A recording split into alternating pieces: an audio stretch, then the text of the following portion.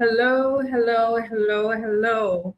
And thank you for joining CEO Drawing Board Stories. Happy New Year from me. My name is Fumi Adedeji Bajulaye OET. I am the prime ecosystem builder for franchising in Africa, the president of ACR Global, and of course, I introduce myself as daughter of the Holy Spirit. I'm so excited about what we were able to do last year on CEO Drawing Board Stories. If you've been following the conversations, we have been waking up our continent to this conversation on franchising.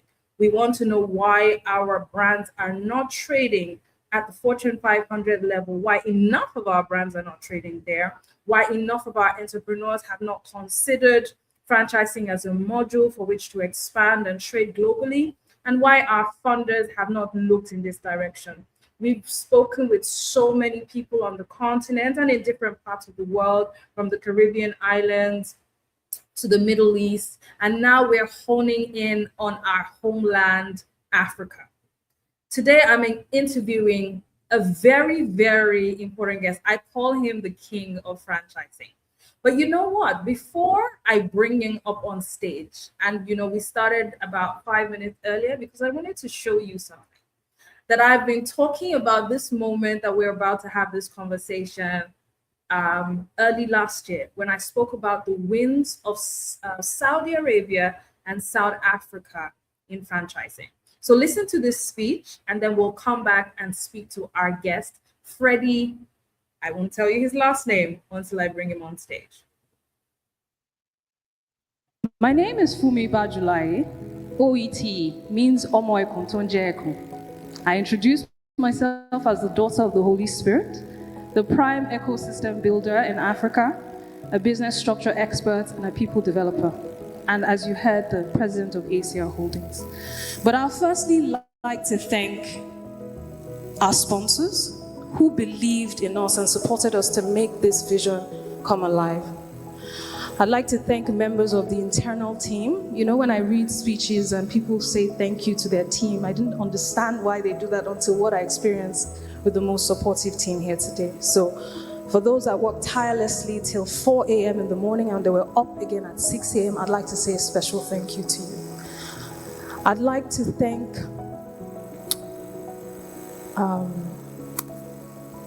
the members of my board, the ones that gave the first ear to the vision to make it come alive. To our institutional partners, Pan-African Chambers of Commerce and Industry, PAOSME, Arrival Technology, our corporate partner, and also to the investor in the room, the one who has taken the first step to become the franchise and to access the franchises and bring them to the world. I'd like to thank Madam Chalya Shigaya, coming all the way from Abuja to witness this. Needless to say, every single speaker that showed up, Dr. Amona, Akin Okatola, my new daddy, Mazi, we first reunited today. I'd like to thank Chika, Uka, Tayo, and everyone in the room. The reason why we're here is because of this topic called franchising, which Fumi wouldn't let you rest about. But aside from being the best way to achieve profitable cultural exchange, create market access for local brands, and enjoy diverse efficiency, innovative feats, it's simply because there's more money to be made through this model for all stakeholders. South Africa joined the race late, and they already have recorded 99 trillion rand since 2023, after their government invested in their national franchise agenda, which is only 2019, and it took them 4 years to generate that. In the Middle East, they picked up on the franchising wave and has since produced over 300 brands, which have explored in-country and intercontinental expansion. The sheer volume of these transactions gross over $300 trillion. This includes Saudi Arabia. I say a special thank you to my friend Aber, who is me in Saudi Arabia. And they have set up infrastructure and local business hubs to ensure that they are exporting their franchise brands, as well as developing them, and have opened their markets to receive our franchise brands. In the US, the top thriving franchises make much more money than an entire country does in revenue. McDonald's is reported to generate $120 billion annually, and low-performing franchises, which are known as Tier 2 franchise brands, generate millions of dollars in turnover annually.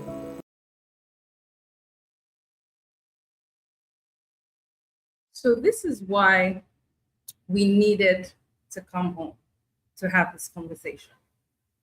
And no better person to talk to us about what we can achieve on our continent than Mr. Freddy Makgato, the CEO of the Franchise Association of South Africa. And I'm calling him our forefathers on the continent in franchising. Mr. Makgato, welcome to you. How is South Africa?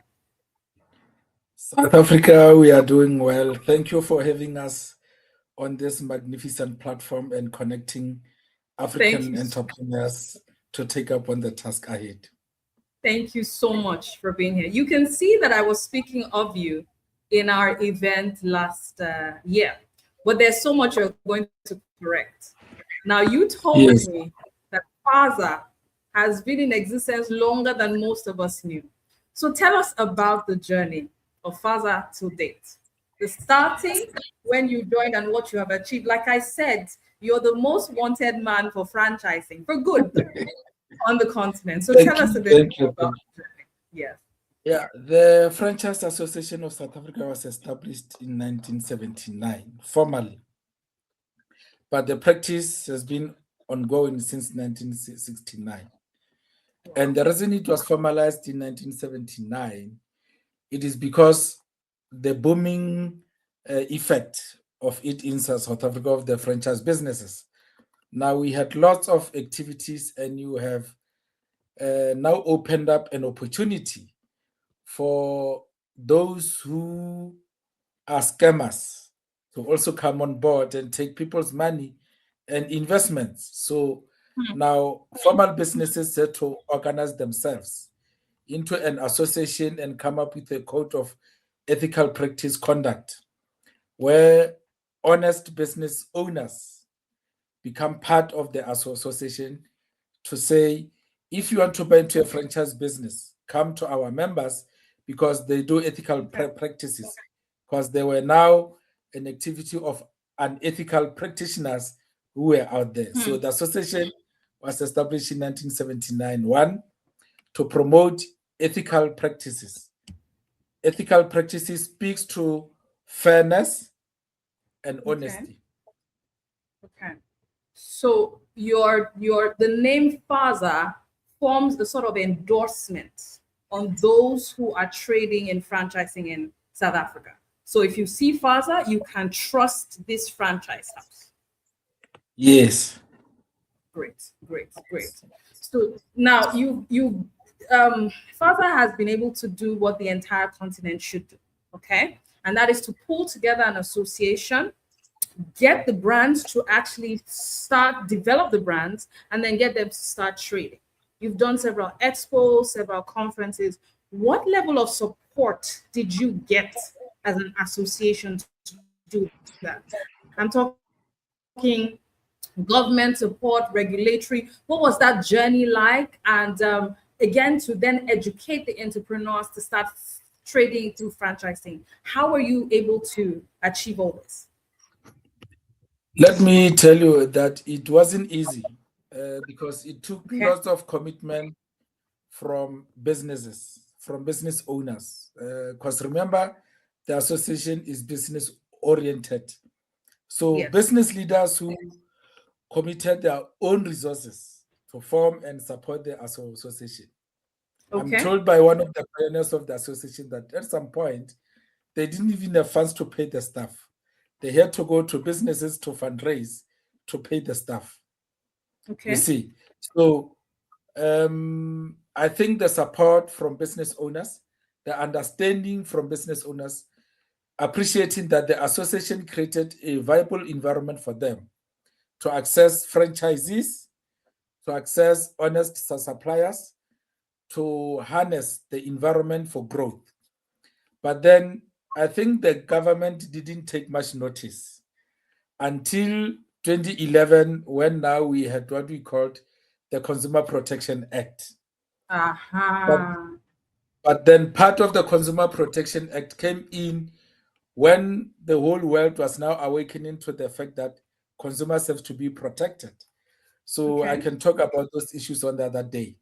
But then our government also realized that there were lots of complaints around franchising because people now were buying franchise from non-FASA members who were actually taking their monies, not allocating them Ah. sites.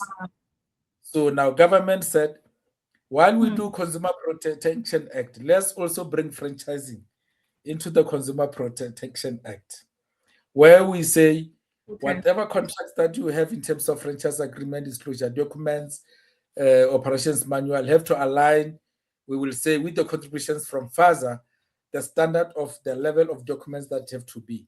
So it's where now we got the government support to say, let's drive franchising forward. I mean, so that's not different from what other associations are facing in different continents and some of the new associations. So somebody has to build the cart. You have to go first, do the groundwork, and then the government then provides the support, which is really great. I think that 2011 is the date we all knew about, and when Yeah. franchising, boomed in South Africa, which is what informed the speech I made. So, but there are some key brands in South Africa that are known globally. We know their names: Yeah. Nando's, the Chicken Price. licking. Tell us about these brands, because I mean, this is the spice. This is well. So Catherine, a big shout out to you. She's called it the X Factor, right, of South Yeah. African Yeah. franchise. Tell us about them. You see, one of the major issues that you'll understand about these brands is hard work, Hmm. focus. Hmm. Because, for instance, when you look at Nando's, it took on big brands like KFC and others because KFC are international brands. But then you have people who say, let's start working on these brands. And I think when they were established, all of us, we became excited. We went to their stores, they started to franchise. Now it's when we realized that this can actually happen. We had Wimpy's of this country, we have Spares, we have Yes. Roman's Pizzas, we have Chicken Licken, we have Mr. Price. We have all these brands that are now major players in the world economy. And as a South Africa, I can assure that we are proud because every time we have international visitors, first thing that they ask us, where's Nando's? I told you I have. So you need to give me the contact details for Nando's. I have some people who have been asking. They want Nando's in their country, and we have to know how did they do it, because my first encounter with Nando's was in the UK, right? So Yeah.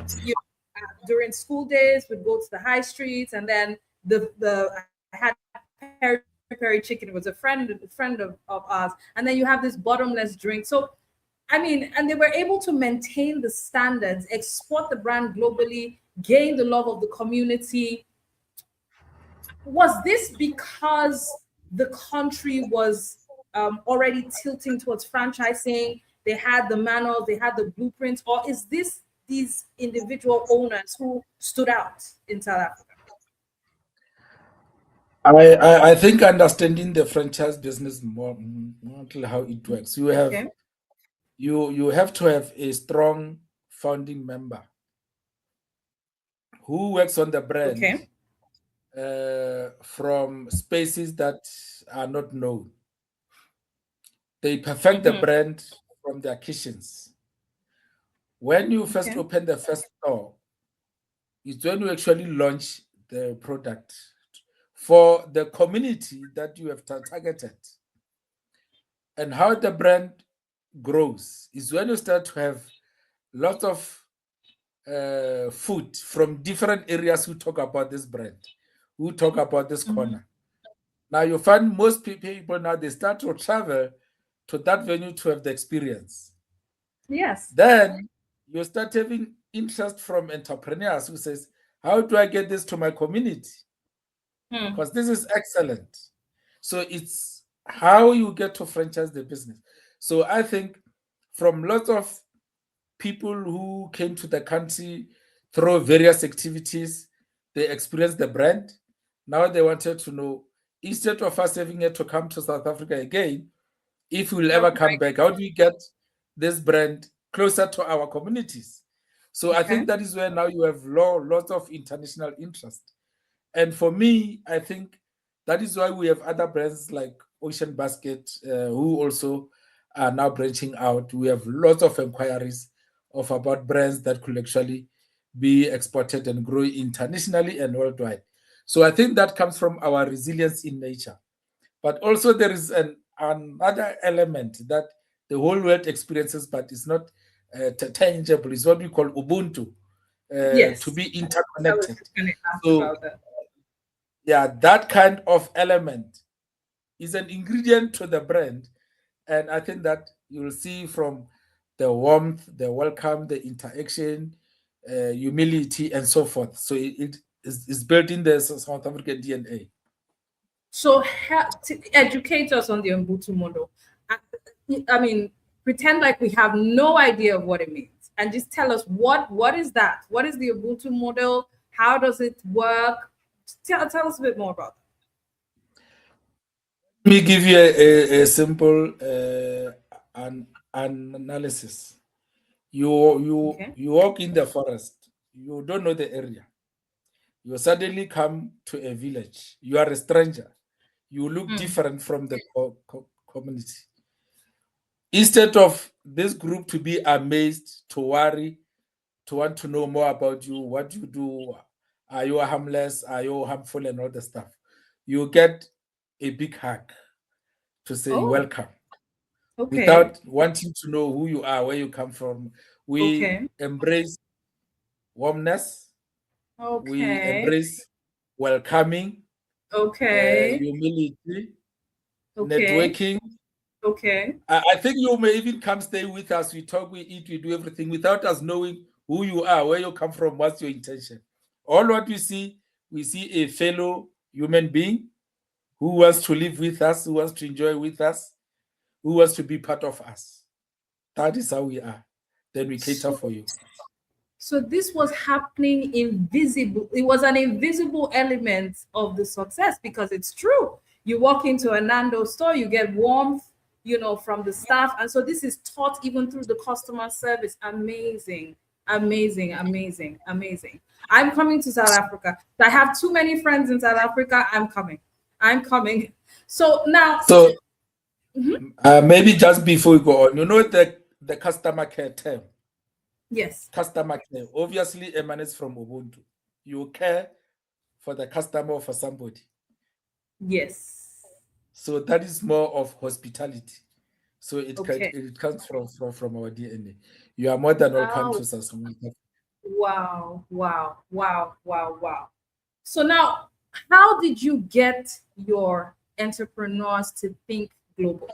So it's one thing for you to have gotten the franchising right, create the models, create the structures. It's another thing for them to be open to trade these brands globally. Now, I'm asking these questions because for the last 2 years now in my conversations, we've been trying to wake up entrepreneurs to think like this. And we think that if they do, it doesn't only benefit them, it benefits the country and the continent and the way that Yeah. the world sees us. Because trust me, a Nando's has made Africa more valuable in the other on the other parts of the world. So what I've seen, I went on your page, I see a lot of trainings and campaigns you do, but what did you do to the mind of your entrepreneurs that have made them so global oriented? One of the major ingredients is that you have to invest in Okay. your research. Okay. Some of the entrepreneurs have to understand that in order for them to grow, they have to benchmark. Then you Okay. have to go to the countries that are excelling in franchising, like the US. You go there, you visit these sites, you understand. the dynamics, you engage with the owners, you understand the struggles that they have to go through, they understand the challenges and how to handle success. When they came back, they invested in the processes. Good. They adopted best practices, then they implement in the business. Because you can only learn from the best. There are things that you can do as an entrepreneur, but you must have an element to be willing to learn from the Very best and adopt excellent practices into your business, into your systems. And that is what the business owners did. They invested in research, they invested in the development, they invested in their systems. And that is why you find that when you have to export your brand, you export a fully packaged system that can be duplicated anywhere in the world. So I think that's the most important aspect of having to run a successful international brand. You have to invest in your systems. So I'm selling the FASA brand today. I'm selling the FASA brand today because it means that you've actually not only done the work of endorsing, you've also done the work of quality control within the members to make sure that what's coming outside is great. And I know that from what you said now, you are big on encouraging that networking opportunities through conferences, expo, both within South Africa and externally, so that we can always be exposed to best practice. Is that correct? Is correct, and I must add that Franchise Association of South Africa is one of the founding members of the World Franchise Council. So that is the highest platform. No. You have to say that again. You have to say because I'm going to brag now. Say it again. You said the what? Franchise Association of South Africa is one of the founding members of the World Franchise Council. Amazing. We are the oldest member. Amazing. So there's no reason why we were late in this race. We were just not talking about it enough. And that's our role at CEO Drawing Board Stories. We want to bring franchising to the fore as a module in the mind of entrepreneurs, so that, like you said, and I read on one of your articles, that franchising is contributing to 20% of GDP in South Africa. It's 15%. It's 15%. Our target. Okay. Increase it to 20%. Okay. So basically, you can account for the impact of your work on the economy, both in GDP and job creation. We do research, okay, to determine our level of contribution to the GDP, job creation, and growing the economy. Because one of the aspects that I must point out, and I was saying this to one of our interviewers, that the survey that you see and the results are based on direct employment. But there's much bigger picture in terms of logistics, in terms of product sourcing, that is not accounted for, because it's just too big to measure, if I could put it that way. So, but direct jobs, then we can account, but we contribute more. Anyway, we're going to come to you for more information and support on the work we're doing on the continent. I'm very excited about what we're hearing. Now, in terms of the funding, because the gaps in the course of our research, why some of our entrepreneurs are not even thinking about franchising, is the funding structure for you to even start, for you to scale, maybe while you're going through some unexpected dips in the brand. What have you been able to do there? Is it that every entrepreneur is self-funded through a normal business module, or is there an association provision in terms of funding for franchising?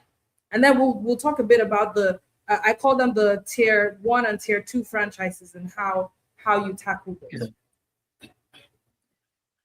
One of the major scoop for the Franchise Association is that all banks are members of FASA in South Africa. All banks. Or let me say all major banks, because you have those commercial banks. But all major banks are members of FASA. We speak of ABSA, Nedbank, Standard Bank, Capitec, African Bank. They are all members of FASA. Okay. So for the longest time, we had what we call the consultants. The consultants are entrepreneurs who actually help businesses to model their business approach. Then once that is done, then they approach banks for funding. Okay. So that role actually now emerged to become an agent, where you Okay. find that when somebody wants to apply to become a franchisee, then you get connected with a consultant or an agent who will do assessment either on behalf of the Okay. franchisor, who will see your readiness to run a franchise business.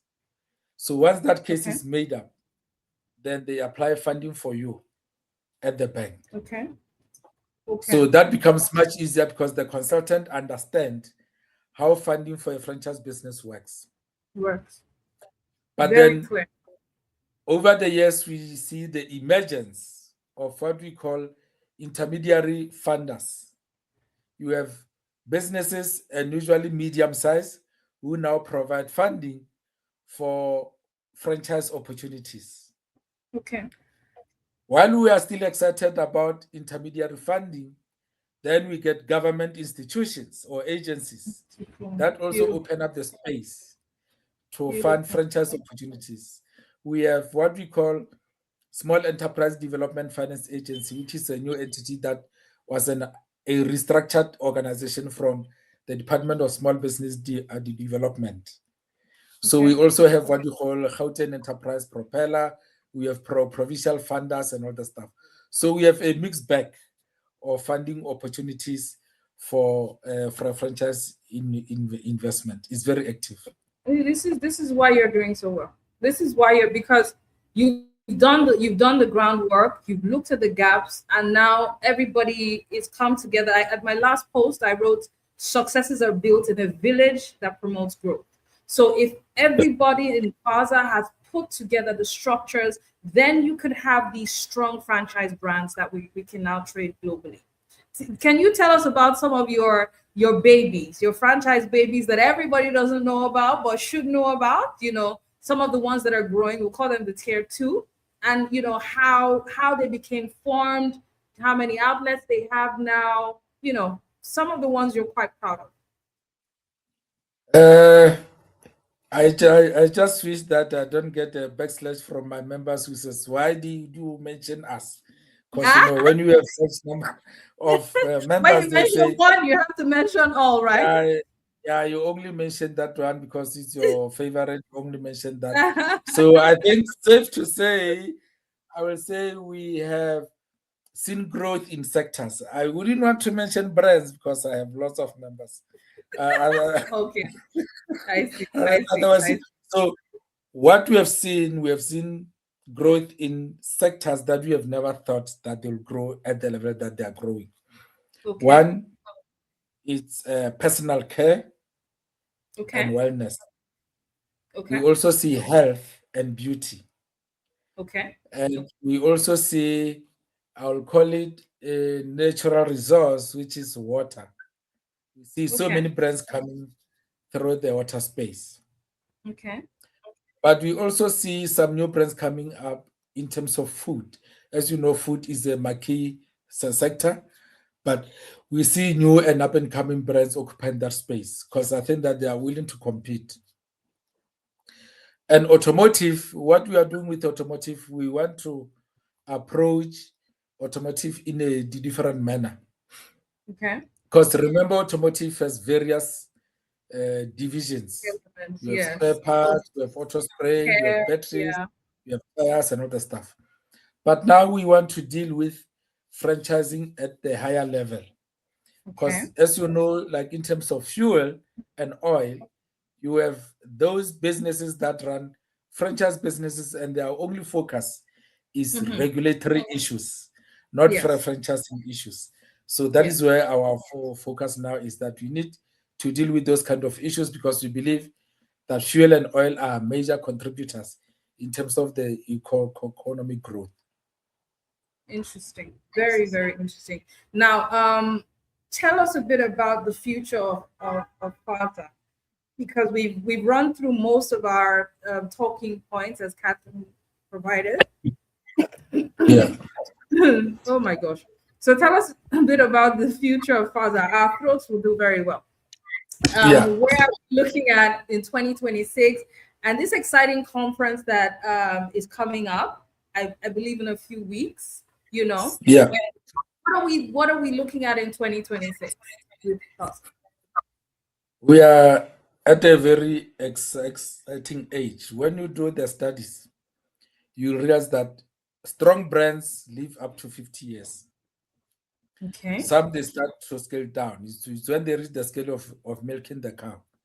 But in terms of FASA, I think that we are at a re-engineering or restructuring approach. One is that we want to engage government to take up franchising as economic recovery policy or economic drive policy. Really nice. And the reason being, I think we have realized as the association that we haven't used this system to its maximum potential. Because if you look at the developed countries, 40% of their economies are relying on franchising. We were at 13, we increased to 15.2%. Now we are targeting 20. And I think with government support, we could reach up to 30 to 35. Because we have to realize that some of our major industries are collapsing. The energy sector is reinventing, the mining sector is reinventing. So we need to come up with ways of soft job creations. AI influence is coming on board, but our view is that government needs to create a conducive environment for franchise business to thrive, to grow, expand, and internationalize. So I think that is where we come in. We need to have that support that as government, this is what we support. We are willing to set aside franchise fund, have incubators, have desks that have businesses that want to franchise to make it possible and easy to franchise. Then that is the vision of FASA.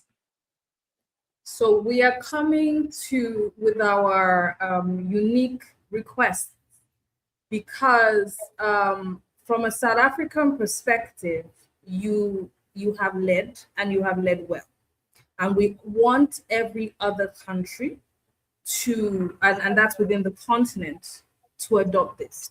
So I'm asking you that we want FASA to be part of this African franchise club that we're putting together, so that the impact can be parallel across the country, and we can explore intracontinental spread of the franchises as well as global spread of the franchises. So it's something that I'll be speaking with you and your team post conversation.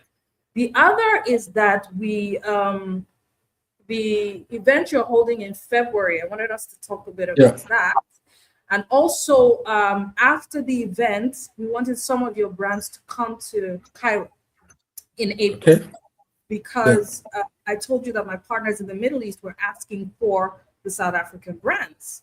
So let me know, or let us know more about the conference in February, and then I'll show you a video of Cairo in April. I have the flyer here so that when you're talking about it, we can all see it. So that's the expo, right? So tell us a bit about it. Yes.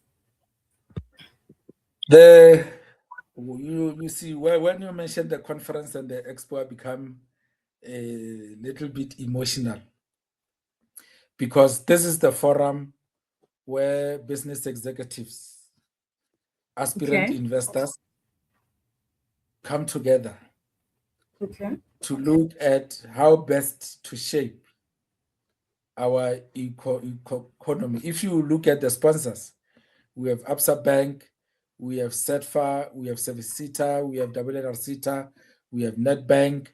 We will be having the city of Ekurhuleni, which is a municipality that is going to be accommodating us next to OR Tambo International. If you look at the date, you'll see a venue on your right, the Beachwood Hotel and OR Tambo Conference Center. That is the hotel that is going to accommodate us. Is sponsored by the city of Ekurhuleni.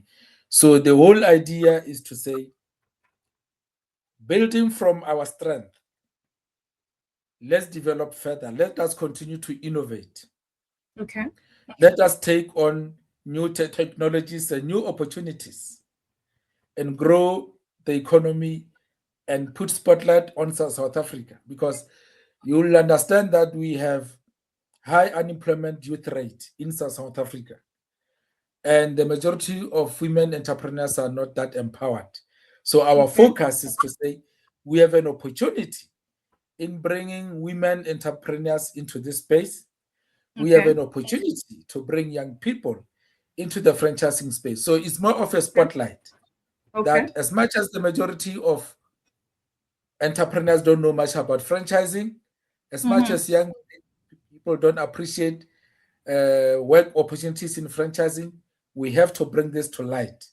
So that is Yes. why you see that those three seaters that you see, there are more skills uh, development side.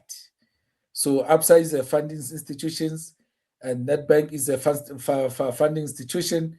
So let's come together and join with our expertise of running business, come up with a resolution that as the association, as the skills developers, as funders, let us build the economy.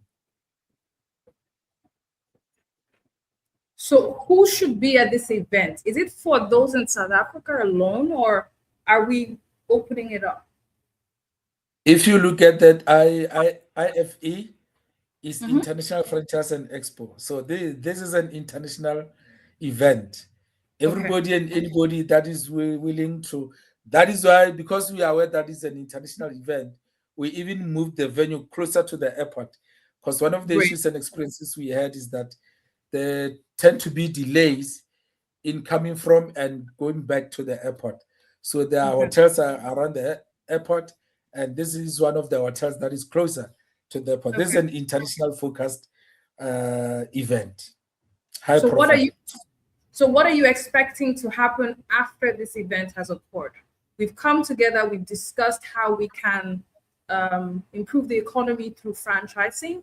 What are the key targets you're looking to happen after the event for the entrepreneur that joins, for the funder, and franchise owners? For me, remember that this is a network session. Okay. You have franchisors who have well-established brands, who have the necessary expertise. You have franchisors that are up and coming. You have aspirant investors or franchisees that want to buy into these businesses. You have funders who are willing to fund this deal. So you have a platform of activity that's going to happen here. At the end of the day, we want to see somebody walking away and say, I've been looking at meeting somebody from this brand because I didn't know how to get rid of them. I got rid of them.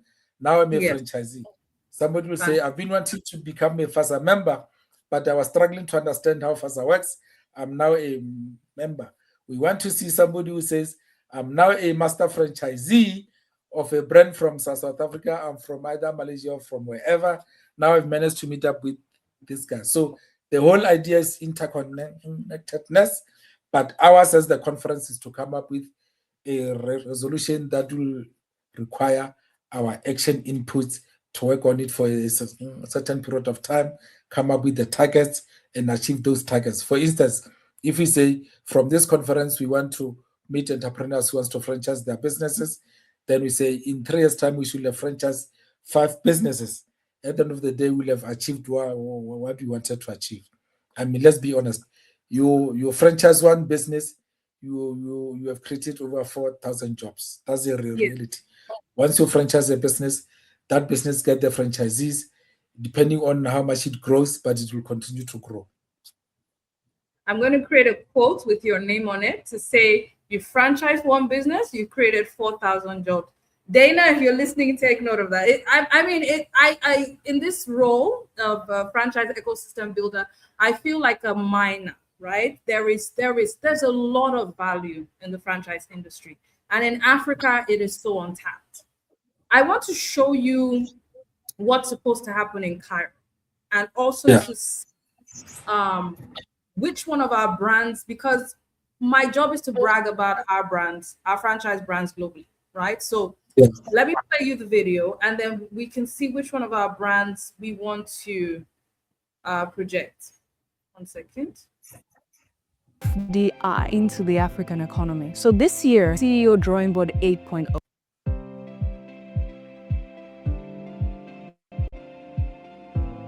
My friend Aber is coming to Africa, and she doesn't come alone. She's coming with 200 investors to bring FDI into the African economy. So this year, CEO Drawing Board 8.0 has partnered with Franex on the largest Africa Arab franchise exhibition on the continent. So this event is attracting over 200 international and Arab franchise brands with government agencies, investors, and entrepreneurs from 25 countries. What we did between CEO Drawing Board 1.0 and 6.0 was to set up the structures, the ecosystems, and the brands that will trade in this African franchise ecosystem. Today, in CEO Drawing Board 8.0, Franex is the first place we're going to be showcasing our African franchises to the GCC markets.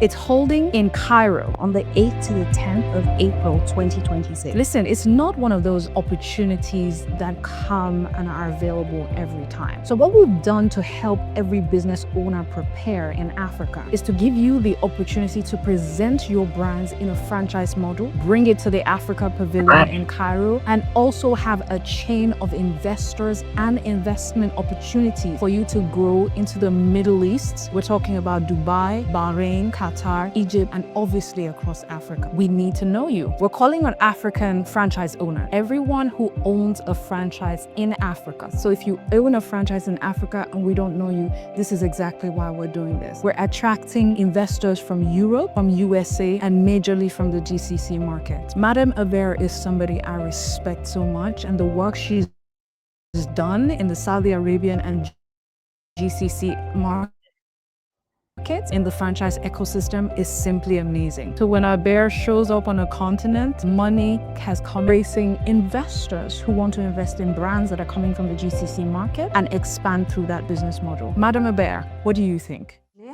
رئيس تنفيذي لشركة فرانشايز انترناشونال، أحد شركات الامتيازات الوطنية والمنظم الرسمي للمعرض المصري السعودي الدولي للامتياز التجاري فرانكس 2026. نفخر بالشراكة مع شركائنا في أفريقيا وعلى رأسهم السيدة فونمي باجولاي الرئيس التنفيذي لشركة دروينج بورد. نفتح معا آفاق جديدة للتوسع بين أفريقيا والعالم العربي ونجمع بين المستثمرين والعلامات التجارية نحو فرص حقيقية للنمو. نؤمن بأن أفريقيا تحمل إمكانيات هائلة في مجال الفرانشايز والاستثمار، ومن خلال شراكتنا مع شركة دروينج بورد ندعو جميع الشركات الأفريقية والعلامات التجارية والمستثمرين للانضمام إلينا في هذا الحدث. This is just the beginning. CEO Drawing Board 8.0. We're going from one city to the other, showcasing our African brand. If you're interested, send us an email at franchise@acrglobe.com. See you in Cairo. So this was it was Madame Aber that caused this. So last year she says bring African franchises to Saudi Arabia. So I went to find them, Mr. Makgato. I couldn't find our brands. They were not enough. They were not enough to show off. And so we've opened the markets.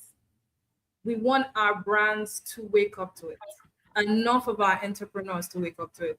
So first of all, I'm very excited that there's an organized structure in South Africa.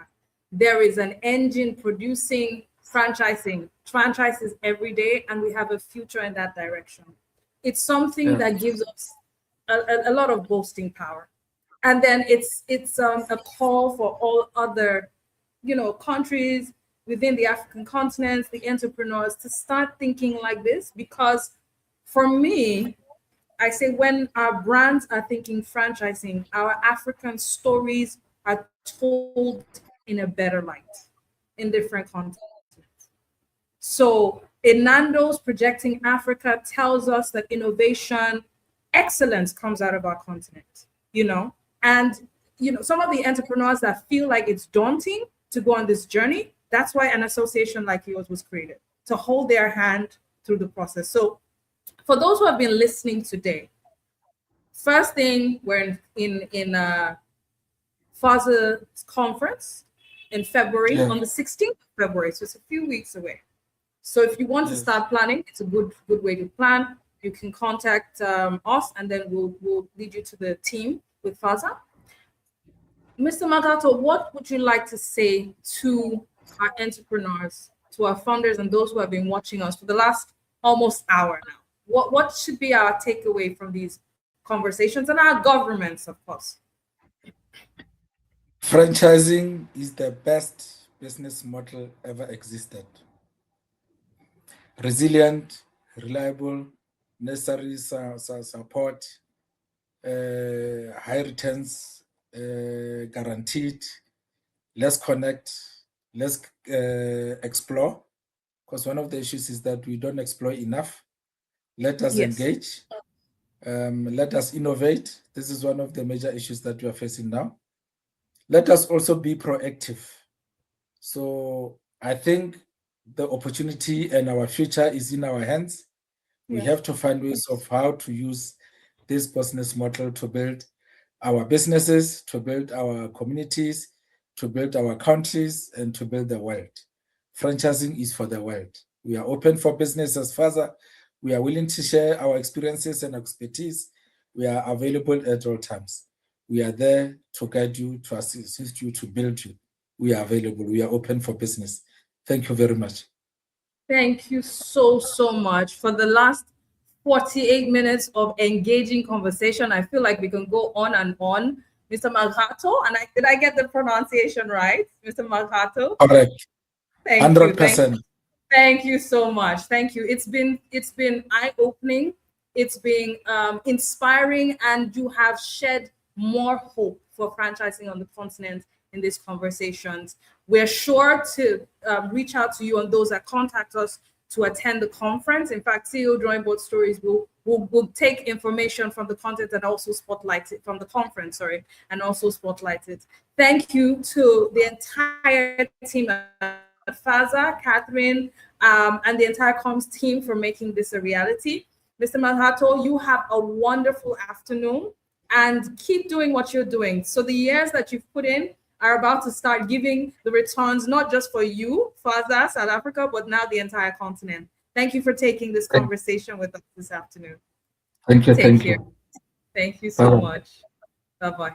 And to our listeners who have joined in today, you're a franchise owner, a business owner, someone who wants to own or run an existing franchise, a franchisee, a global funder. You've heard all you need to hear. There's a lot of work going on the continent. We've partnered with several institutions across the continent to see how we can pull together the weight required to build an African franchise ecosystem. This year with CEO Drawing Board 8.0 is amazing. We're going, like we said, we're going from one city to other to open up the opportunity for our brands to trade, for entrepreneurs to see these channels of growth, and obviously to pull together the resources they need to represent us on a global stage.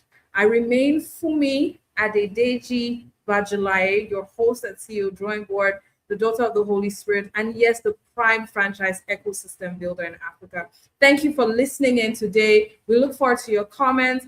And remember that this is the month where we will be launching the magazine. So a lot of these conversations that we've had, the resources, the events will be coming out this month. So look out for that. And I'll see you in our next conversation. We have so many exciting veterans of franchising that we will be interviewing this month and throughout the year. Thank you for have followed the conversations up until now, and we'll see you next time. God bless.